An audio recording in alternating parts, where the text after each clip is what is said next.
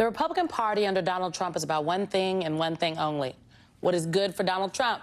Gone are the core principles supposedly about states' rights, small government, and low taxes. Donald Trump never cared about that. He just says whatever he needs to say in the moment, even if it is a ludicrous contradiction. Trump claims to love American working men, but pays Chinese workers to make his Bibles. He was totally against China-based TikTok, but after meeting with a billionaire Republican investor, now Trump loves TikTok. And now that the billionaires of Silicon Valley have decided flattering Trump will help make them even more money, with Elon Musk leading the way, Donald Trump is all too happy to give the tech bros everything they want at the expense of the MAGA faithful who put him back into office. You've probably heard about this fight over H-1B visas. Well, simply put, Elon Musk and his tech bros want the visas for foreign high-skilled workers because it's good for business. It is so important to Elon Musk, he said, quote, "I will go to war on this issue." But what about Trump's promises to the red hat wearing crowds about America first? Well, Vivek Ramaswamy doesn't think Americans should be the first hires into good-paying tech jobs. He thinks, quote, "The reason top tech companies often hire foreign-born and first-generation engineers over Native Americans is that our American culture has venerated mediocrity over excellence for way too long." Okay, Vivek Ramaswamy. The tech bros and apparently Donald Trump think Americans are too dumb and or lazy to compete for these tech jobs. A few days ago, talking specifically about H-1B visas, Trump told the New York Post, "I've always liked the visas. I have always been in favor of the visas. That's why we have them." Now, even the New York Post didn't completely buy that, because the report also pointed out, quote, Trump restricted access to foreign worker visas in his first administration and has been critical of the program in the past. Among the MAGA faithful, the loudest voice railing against these visas is Steve Bannon, and he has aimed his criticism, at least for now, only at Elon Musk.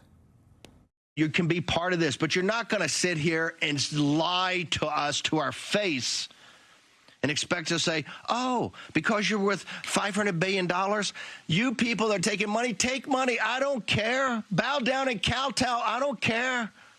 I could care less. I'm a crazy frickin' Irishman. 100% moratorium on all immigration until we get this thing sorted. It is not just a visa issue. This is a symptom of Rorschach Trumpian politics. It's whatever you want to believe. Trump has been able to survive the last 4 years from the cheap seats by focusing conservatives on their shared hatred of broad targets like the media and the deep state, whatever that is. Well, we are about to find out what happens when Trump, Elon Musk, and his sidekick, Mr. American Mediocrity, Mike Johnson, and all the unruly House Republicans who put Mike Johnson on notice today, and John Thune, have to agree on and defend actual legislation with actual spending cuts and actual policies. What about the people who voted for Trump? One 55-year-old single mom from Pennsylvania told the Washington Post recently, Trump is more attuned to the needs of everyone instead of just the rich.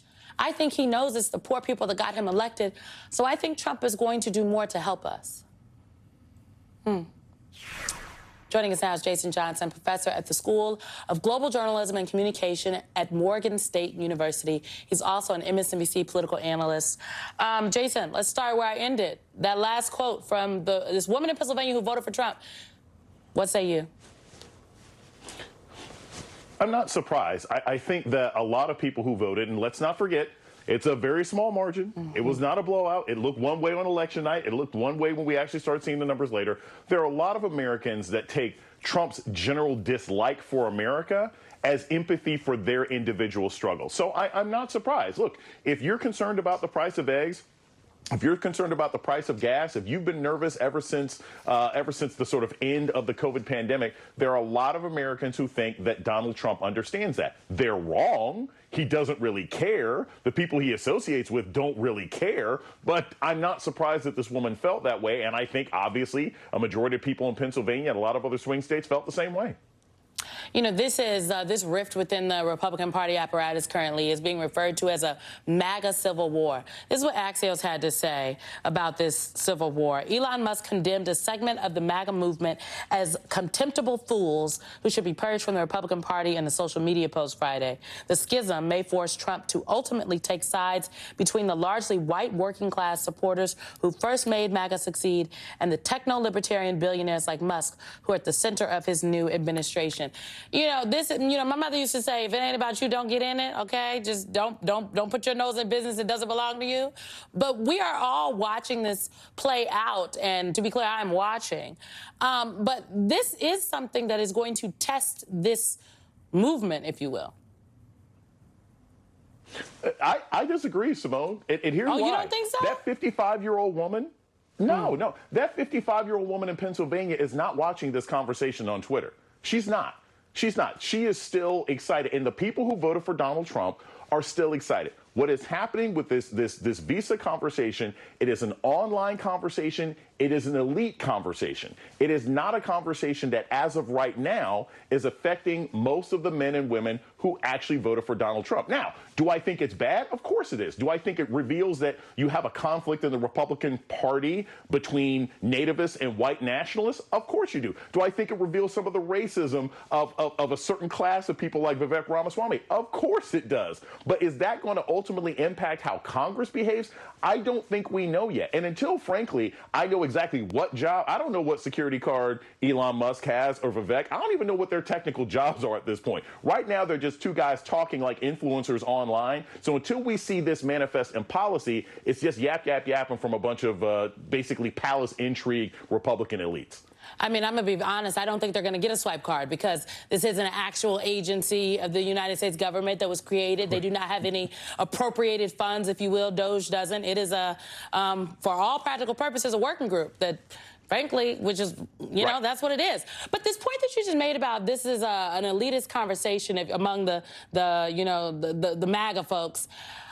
I listened to Mike Johnson give his speech today when he accepted the Speaker's gavel for the 119th Congress, and he laid out this America First agenda. He talked about cutting the administrative state, those are cutting jobs. Those are not just Democrats or people that voted for Joe Biden or Kamala Harris.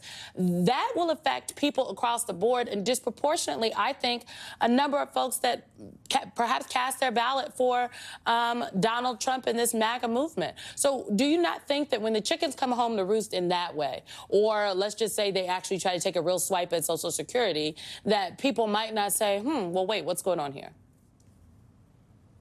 Well, Simone, look, we are all in agreement that the next 2 years are going to be the find out phase, right? But how that manifests itself depends on whether or not these Republicans are actually able to accomplish anything. Look, we all talked about Project 2025 in the latter part of 2024. They were going to get rid of all these government programs. You and I both grew up in parts of the Midwest, right? There are some small, deeply red towns where the biggest job there happens to be the federal government, whether it's a NASA's office or National Science Foundation, Weather Foundation. There's all sorts of places where the federal government is the major employer. And they're talking about hacking all those jobs. They're talking about getting rid of all those jobs. When that happens, if that happens, maybe those people turn around and decide that they're going to blame the Republican Party. They're going to blame them for listening to some foreign influencer who doesn't really know anything about American government. Or maybe they won't. Because I think if people were really concerned about the economy and really concerned about policy, we wouldn't have the administration we have now, who was promising to cut their jobs, but people still thought, hey, it's not going to happen to me.